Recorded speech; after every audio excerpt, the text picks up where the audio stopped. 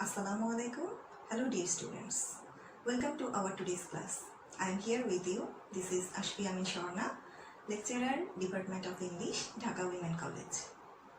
I hope all of you are doing well and trying to be physically fit and mentally cheerful in this pandemic situation.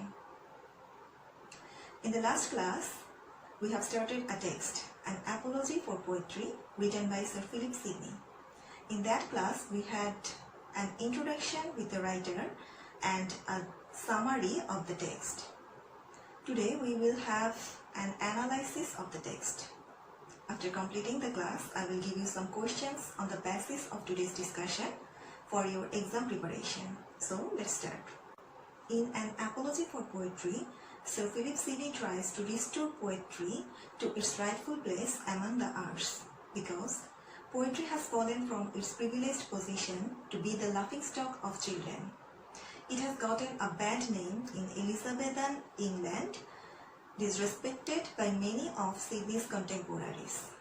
But Sidney contended that the critics of poetry don't understand what poetry really is. They have been misled by modern poetry, that means poetry of that time, which is frequently bad. But if one understands the true nature of poetry, one will see that poetry is in fact the monarch of arts. That means only poetry is ruling over all other branches of arts. Sidney makes his defense by articulating a theory of poetry largely drawn from classical sources. He shows poetry as a tool for teaching virtue and poets as a semi-divine figure capable of imagining a more perfect version of nature. Armed with this definition, Sidney proceeds to address the major criticisms of poetry and poets with his brilliant rhetorical skill. In the last class, I told you that this criticism can be divided into 7 parts, and the first part is exordium or introduction, and it's an introduction written in such a way to gain attention. Sidney starts this writing with an anecdote about horse riding. He told the readers that once he and his childhood friend Edward Woodon studied horseback riding with Giovanni Pietro Pugliano at the court of the Holy Roman Emperor.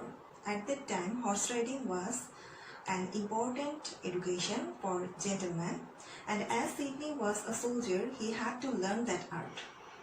Pugliano, the instructor, did not simply teach them only the art of horse riding, that is, how to do it, but he invited them to reflect the way in a philosophical manner, that is, why one should do it.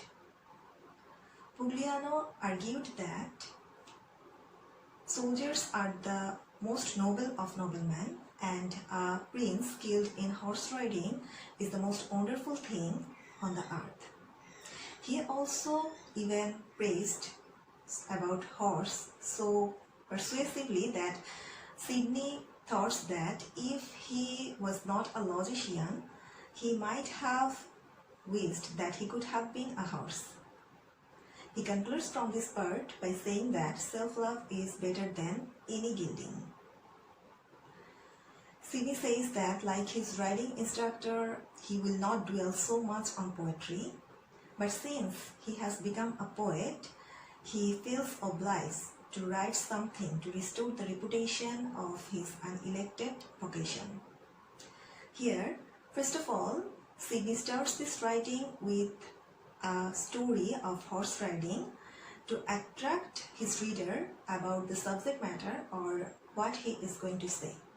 And secondly, by mentioning Pugliano's teaching technique and his fascination to the work of horse riding, we can see that how much love and respect we should have for our work. And thirdly, Sidney is saying that he will not dwell so much on poetry as his instructor Pugliano showed on horse riding, but he will feel obliged to write something to restore poetry, and he was also saying that writing poetry is not his chosen profession. Then comes the second part, narration. Here Sidney gives the statements of the fact of the case.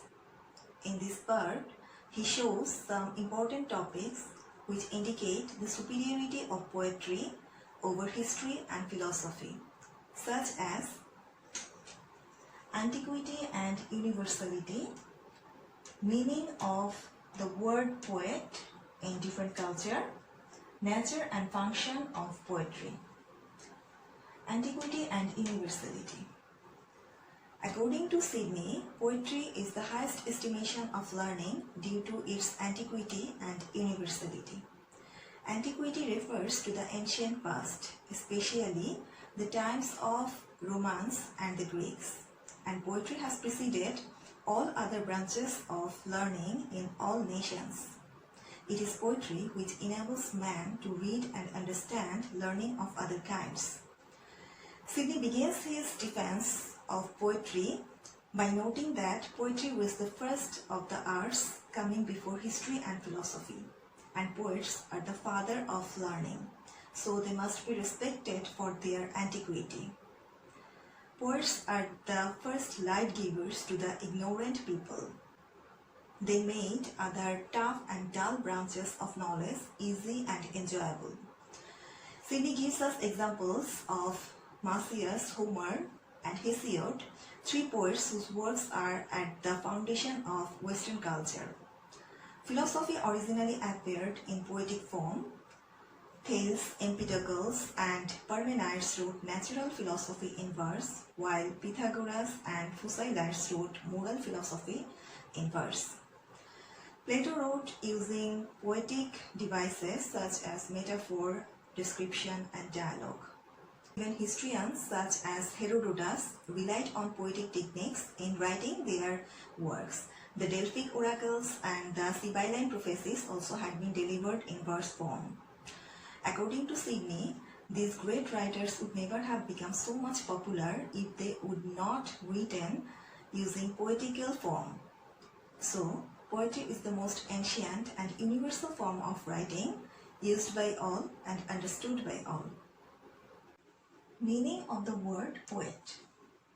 We can see that most of the examples of this criticism are considered from Greek and Roman.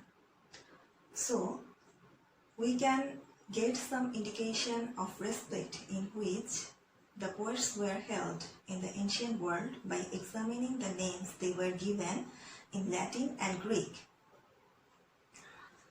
At Rome, a poet was referred to by the Latin noun Vates, and Vates means foreseer, diviner, or prophet. This means that the ancient Romans had bestowed a heavenly title upon the poets. And in the classical world, poetry was considered to convey the important knowledge about future. The word poet is derived from Greek word poin, which means to make. And the English people used the word maker for poet. And this title reflects the fact that poets like God create new and more perfect realities using their imaginations. Nature and function of poetry. Sidney defines the true nature and function of poetry in this writing.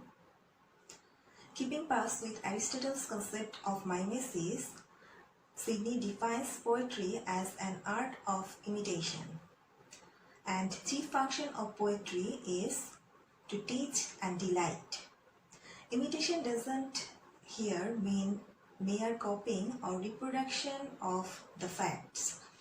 Poets have created a world which is better and more beautiful than the world of nature. Sidney says that the essential quality of a poet is not only rhyming and versing, just as it is not a long gown that makes one an advocate, but the essential quality of poetry is to teach and delight.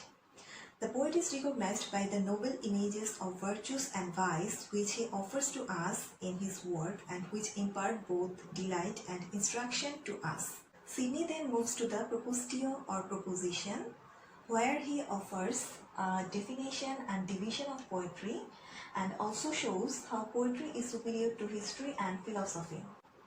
Sidney's definition is simple.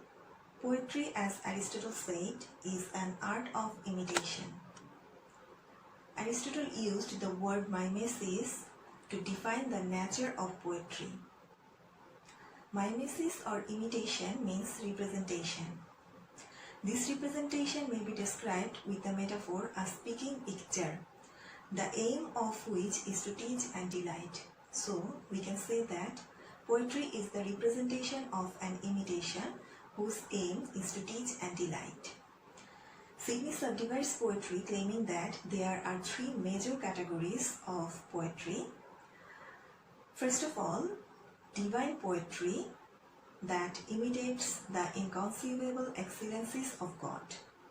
And the second kind of poetry is philosophical poetry. This kind of poetry deals with moral philosophy or natural philosophy. But this kind of poetry has a disadvantage. These philosophical poetries remain confined to the subject matter or to the fact it deals with. But the third kind of poetry doesn't have this kind of limitations, and this poetry is the right kind of poetry. This ideal form of poetry is not limited in its subject matter by what exists in nature, but instead creates perfect examples of virtue. These truest poets borrow nothing from what is happening, from what has happened, or from what will happen in the future. These poets deal with only what may happen or what should happen. These right poets deserve the title of Veds and teach their readers to be virtuous. That being so, it is foolish to criticize or condemn this kind of poets. Sidney then comes to the confirmation, where he gives evidence that supports his thesis. In this part, Sidney shows how poetry is superior to philosophy and history. We have said that the function of poetry is delightful teaching. According to Sidney, both the poet, historian and philosopher are similar in the sense that their object of teaching is virtue, but they are different from each other in their manner of teaching. Poetry is more effective teacher of virtue than philosophy or history, because instead of being limited to the realm of abstract ideas like philosophy or to the realm of what has actually happened like history, poetry can present a perfect example of virtue in a way best suited to instruct its readers. As poetry teaches virtues through abstract precepts, it cannot be understood by the young. The philosopher describes virtue or vice in an abstract manner, but the poets describe virtue or vice in a concrete manner.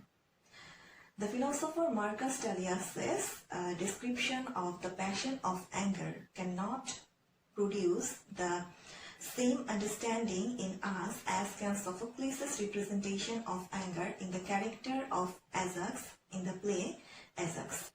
So poetry is superior to philosophy in the sense that it has the power to move and to give incentive for virtuous action. It presents moral lessons in an attractive form. While philosophy teaches virtue by precepts, history teaches virtue by examples. A historian takes concrete example of a virtuous man from the past ages and in this way illustrates what virtue really is. But poetry gives imaginary examples of virtue which are more instructive than the real example of history. The historian deals with the particulars, but the poet deals with the universals. The historian deals with what is or what has been, but the poet deals with what might or should be. The historian cannot deviate from what is true, but the poet does not follow nature slavishly. He lifts himself above the objects of nature by the vigor of his own invention. With the help of his imagination, he creates a golden world in place of nature's brazen. Poetry is superior to history also in the sense that poetry can represent poetic justice that history cannot. Poetic justice is the natural judgment which gives the wicked his due punishment and the virtuous his due reward. The writer of a history may have to depict a wicked king thriving and a noble-minded monarch overthrown or humiliated, because those were the facts which the historian cannot alter.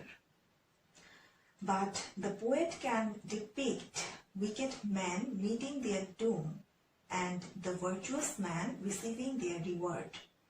And in this way, Sidney establishes the superiority of poetry over philosophy and history. Sidney then moves to the refutation or answering arguments. This part is considered the most important part of this book because in this part Sidney replies all the charges against poets and poetry taken by the Puritans in the book The School of Abuse.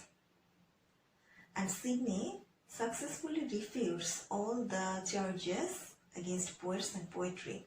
In the last class, we have told that there are 4 major charges against poets by the Puritans.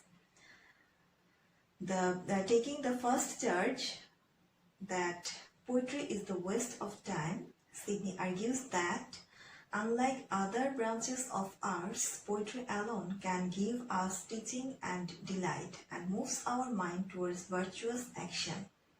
So, poetry is not the waste of time. It's the best use of time because a man cannot better spend his time than in poetry. Regarding the second charge that poetry is the mother of lies, Sidney points out, as poetry is a fictional art, a poet has no concern with the question of the veracity or falsehood, and therefore a poet can scarcely be a liar.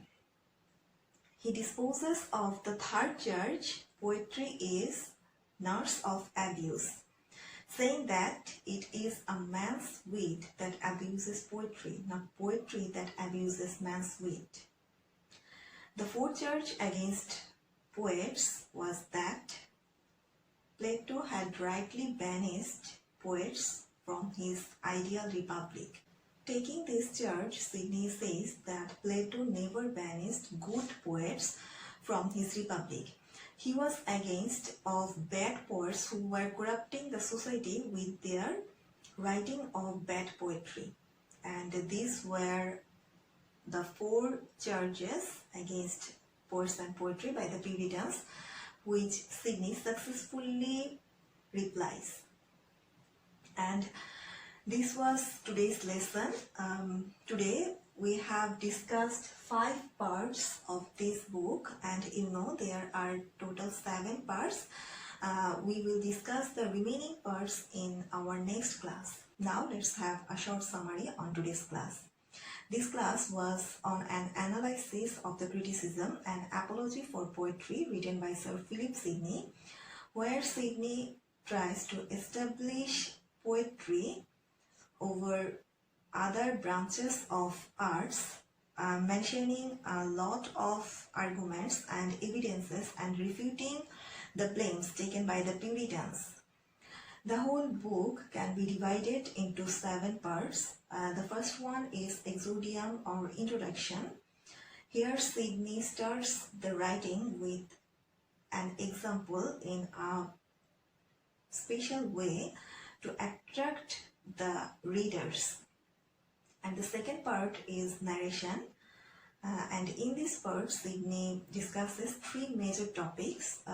First of all, antiquity and universality of poetry, and then meaning of the word poet in different culture, and the third one was the nature and function of poetry.